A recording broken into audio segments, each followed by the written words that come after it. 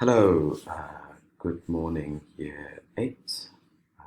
Welcome to your third lesson on the Haitian Revolution. I'd like you to write down the title of today's lesson, and that is, How Did the Rights of Man Undermine the Aristocracy of the Skin? Just get the title down exactly as you see it there. We're going to start the lesson by having a look at a section of a painting. This is from a painting by 18th century Spanish artist working in the Caribbean. Just look at this woman. What kind of woman would you say she was? What social status, would you ascribe to her? And what evidence from this section of the painting would you use to support that? So make an inference and then use some evidence to back it up. Once you've done that, remember pausing as you do the tasks. This is how we get through this slideshow. This is another section of the same painting. What do you think this woman is doing? Have a close look. And do you think she is of a higher or lower social status than the previous one? And give reasons for your answer there as well. So the more evidence, the more detail, the better. So pause, write your answers for that, and let's move on. And we come to the whole painting. Have a close look. You can see there's a lot going on here. Do you find anything surprising in this painting? So did it surprise you? Did it shock you? Did it go against what you might have thought? Just give your reasons for that in a couple of sentences. Now we're going to focus, just have a think about this one. You don't need to write it down unless you want to. This woman here, what do you think her status was? Would you say she was of a higher or lower social status to the other two who we'd already looked at, which was this woman and this woman, and your reasons for that?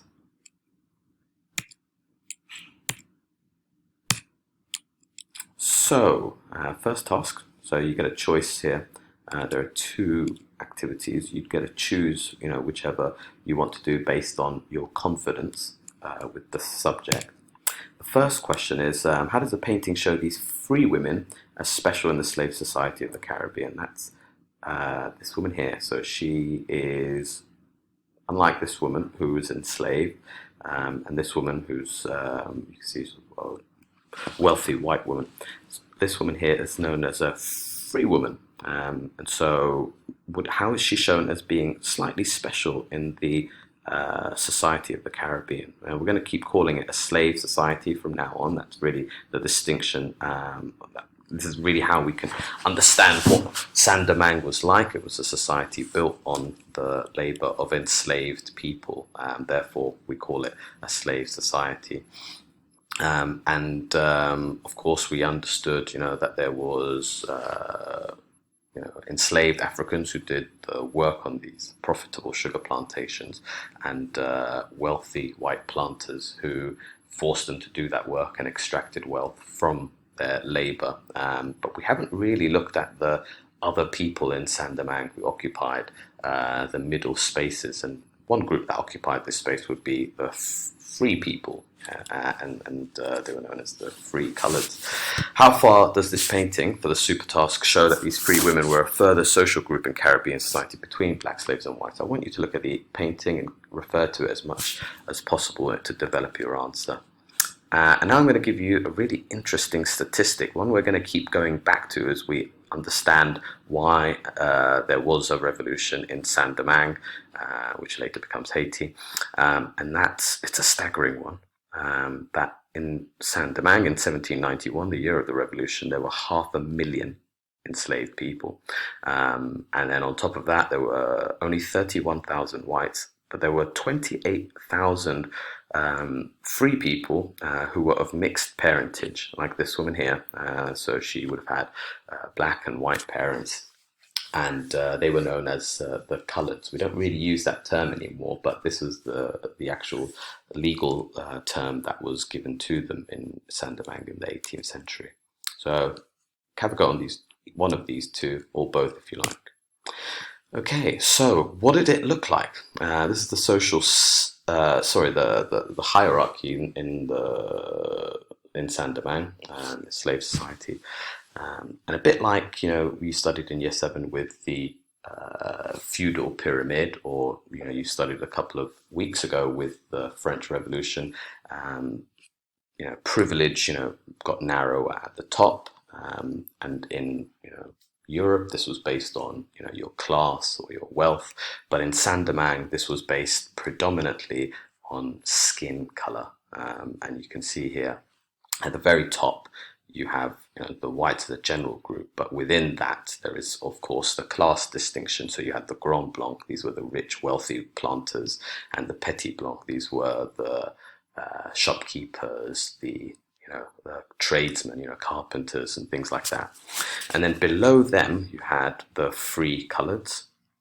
And the free coloreds, they could be, as rich as the Grand Blanc, or as poor as the Petit Blanc, but they were still below the whites in general in this sort of social hierarchy. And then you had the domestic slaves. These were the slaves, the black slaves who worked inside the homes of the planters. Then you had the field overseers. These were black slaves who were given the task of controlling the slaves on the plantations. And then finally, at the very bottom, you had the field slaves who did the hardest, most backbreaking labor, cutting cane and doing other less skilled labor like digging big ditches and so forth. I want you to write down this definition or this explanation in your books of who the free coloreds were. And then I want you to jot down this explanation of the distinction between Grand Blancs and Petit Blancs. Then, once you've done that, I want you just to explain why some critics of this system referred to it as an aristocracy of the skin. I love that phrase. It's really what we're seeing here. It is an aristocracy. You do have inherited privilege, but unlike in Europe and other places, this was based not just on class and wealth, but on skin color.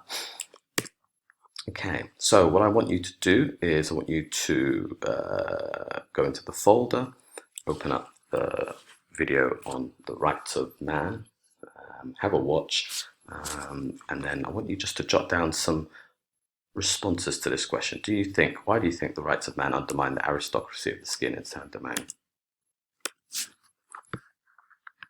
Right, now you'll remember from your lessons on the French Revolution that the rights of man was a document which was, drawn up by people who wanted to introduce greater equality in France, people who were angry with the system of privilege that existed there.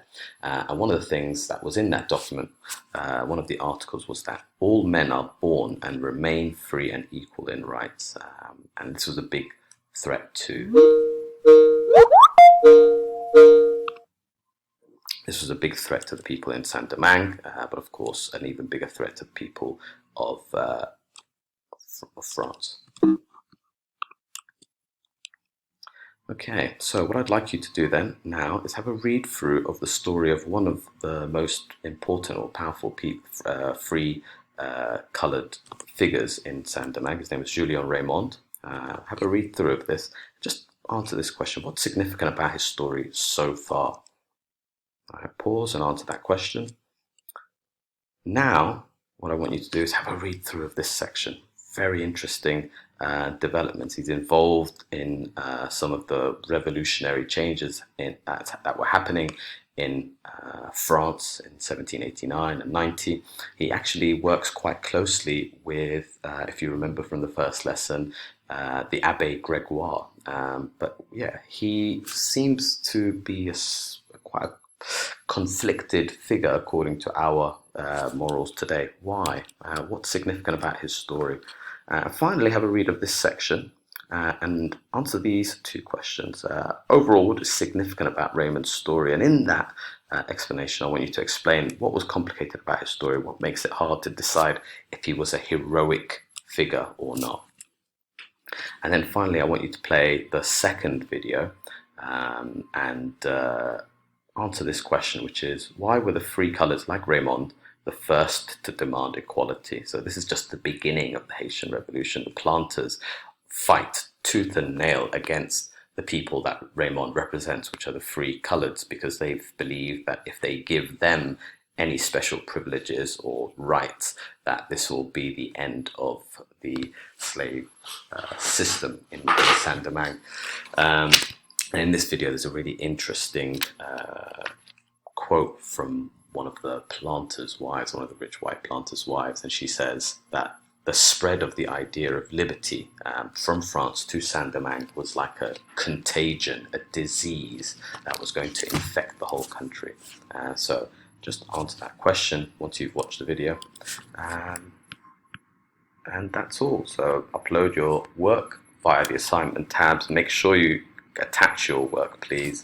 Yeah, and comment in the post if you have any questions to do with the work. Good luck.